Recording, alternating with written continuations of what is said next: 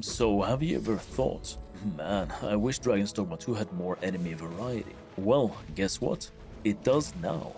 Today, we're diving into one of the most ambitious enemy overhaul projects in Dragon's Dogma 2, the Bestiary mod by Nickesponja. It's basically a full-on enemy variant expansion, smarter fights, new mechanics, and some seriously wild surprises. Alright, so Bestiary adds new fully custom enemy variants into the game. Not just recolors, these have new behaviors, damage types, and in some cases entire new animations. It's still a work in progress, but what's already here completely changes how you approach certain fights. You can't just spam the same tactics anymore, especially if you're using mods for increased difficulty already. Now let's take a closer look at the Ogre, which has been overhauled with new moves, animations, and AI behaviors. Some attacks scale with HP, and there's even a finisher if you're caught off guard. The modder have also added unique variants like Grim Ogre, which focuses on terrain attacks, and even a Snow Ogre. Variant colors are tied to moveset changes. Tracking on some Ogre attacks has been toned down to make fights feel fairer.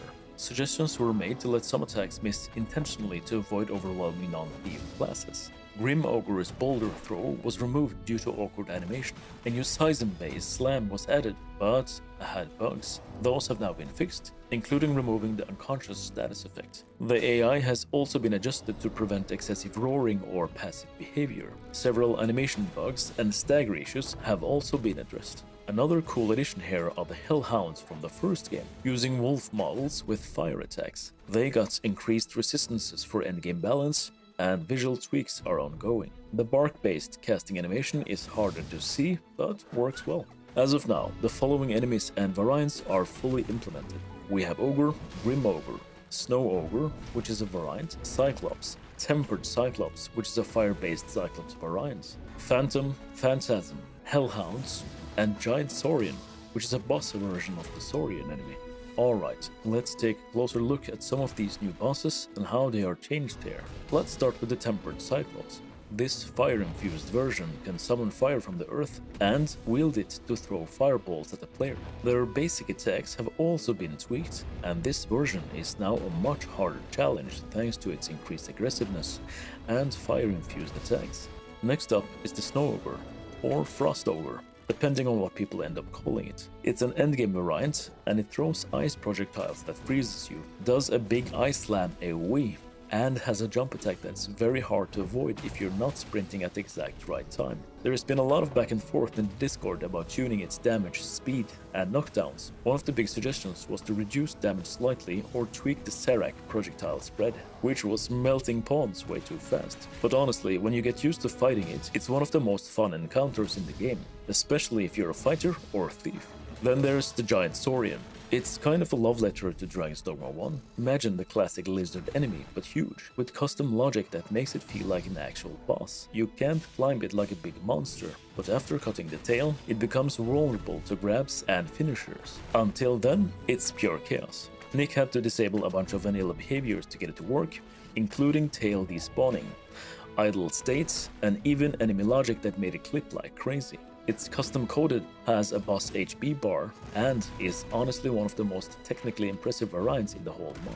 One of the craziest things about this mod is that everything is built within the limitations of the RE engine, which, as you might guess, is not easy. Nick and the others have been reverse engineering a lot of the tools themselves, importing animations from other games like Monster Hunter.